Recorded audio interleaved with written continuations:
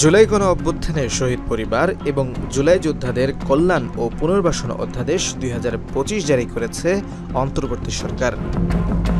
অধ্যাদেশে আহতদের ৩ শ্রেণীতে ভাগ করা হয়েছে।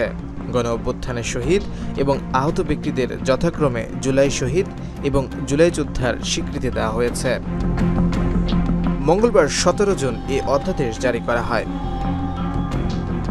প্রতারণার মাধ্যমে জুলাই গণ অভ্যুত্থানে শহীদ পরিবার এবং আহতদের দেওয়ার সুযোগ সুবিধা নিলে সর্বোচ্চ ২ বছরের কারাদণ্ডের বিধান রাখা হয়েছে। একই সঙ্গে ২ লাখ টাকা জরিমানা বা নেওয়া আর্থিক সহায়তার দ্বিগুণ পরিমাণ অর্থদণ্ডের বিধান রাখা হয়েছে অধ্যাদেশে।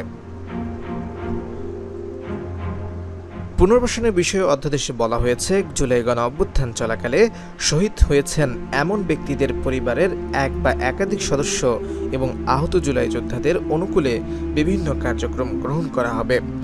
এসব কার্যক্রমের মধ্যে রয়েছে শিক্ষা বা কর্মসংস্থানের সুযোগ সৃষ্টি, তার দক্ষতা ও অভিজ্ঞতা ভিত্তিক উপার্জনমুখী কাজের প্রশিক্ষণের ব্যবস্থা, যোগ্যতা অনুযায়ী কর্মসংস্থানের ব্যবস্থা, আত্মকর্মসংস্থানের সুযোগ সৃষ্টির লক্ষ্যে সহজ শর্তে ঋণ বা এমন সুবিধাদি প্রদান এবং প্রয়োজনীয় চিকিৎসা সহায়তা প্রদান করা হবে।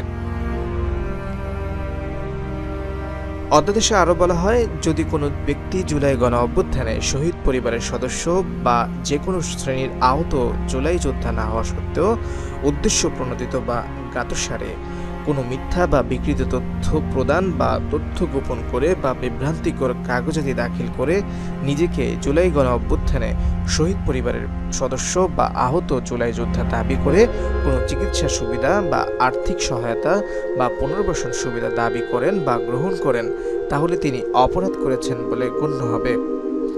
এক্ষেত্রে তাকে সর্বোচ্চ ২ বছরের কারাদণ্ড এবং ২ লাখ টাকা জরিমানা বা নেওয়ার সুবিধা বা আর্থিক সহায়তার দ্বিগুণ পরিমাণ জরিমানা দিতে হবে।